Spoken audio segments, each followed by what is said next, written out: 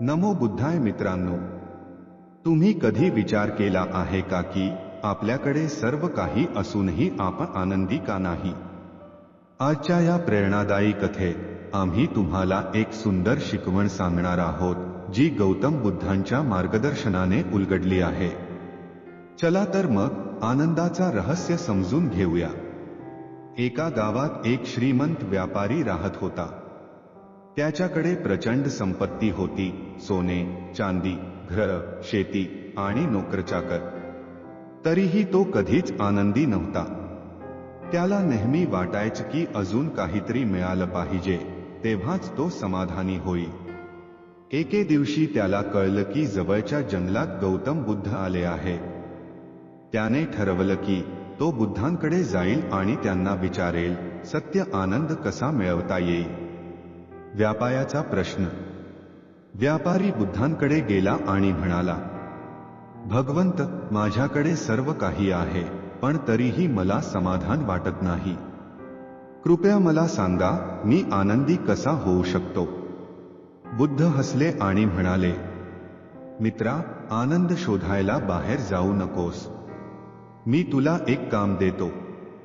उद्यापासून गावभर फिर आणि अशा माणसाचा शोध घे जो पूर्णतः आनंदी आहे. त्याच्याकडून तू त्याचा आनंद मिळवायचा प्रयत्न कर. व्यापारी उत्सुकतेने निघाला. त्याला वाटलं, हे काम सोपं असेल, कारण जगात अनेक श्रीमंत आणि सुखी लोक असतात. व्यापारी गावातील पहिल्या माणसाकडे गेला. तो एक मोठा शेतकरी होता. व्यापाऱ्याने त्याला विचारलं, तू आनंदी आहेस का? शेतकरी म्हणाला, कधी कधी होतो, पण नेहमी नाही.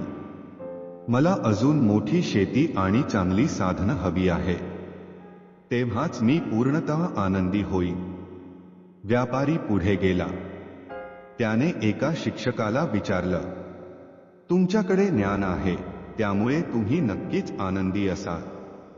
शिक्षक म्हणाला, हो, पण मला वाटतं की अजून अधिक ज्ञान मिळालं पाहिजे. माझ्या मनाला पूर्ण समाधान नाही. अशा प्रकारे व्यापारी अनेक लोकांना भेटला, श्रीमंत, गरीब, विद्वान, मजूर, पण प्रत्येक जण कशात ना कशात तरी असमाधानी होता. कोणी पैशांची चिंता करत होते, तर कोणी अधिक प्रसिद्धी मिळवायची इच्छा बाळगत होते. दिवसाच्या शेवटी व्यापारी थकून बुद्धांकडे परत आला आणि म्हणाला, भगवंत, मला एकही माणूस असा सापडला नाही जो पूर्णतः आनंदी आहे. प्रत्येक जण काहीतरी गमावल्याचं किंवा अपूर्ण असल्याचं बोलत होता. का असं होतं, भगवंत? बुद्धांनी हसून उत्तर दिलं, हेच तर सत्य आहे मित्रा. माणसाच्या दुःखाचं मूळ हे त्याच्या इच्छांमध्ये आहे. तो जे आहे त्यावर समाधानी राहत नाही आणि जे नाही त्यासाठी धडपडत राहतो.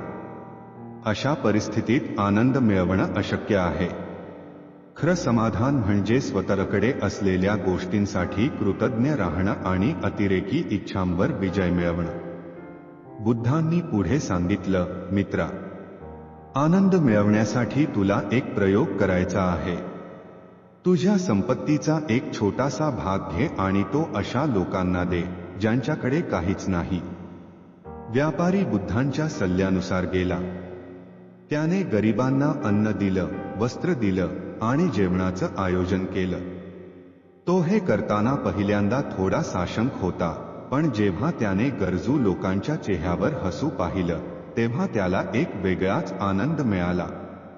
तो बुद्धांकडे परत गेला आणि म्हणाला, भगवंत, आज मला कळलं की खरं समाधान देण्यात आहे, घेतण्यात नाही.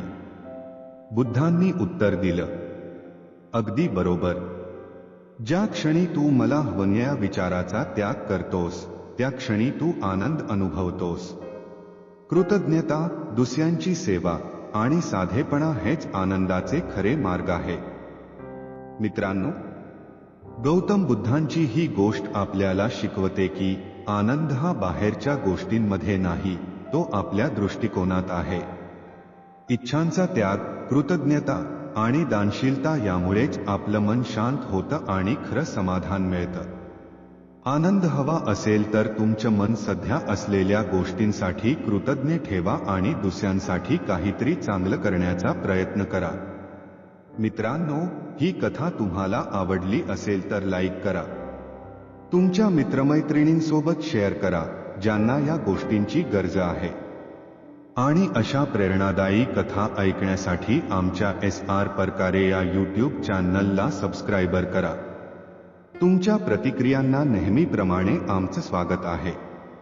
कमेंटमध्ये तुमचं मत नक्की सांगा. नमो बुद्धाय.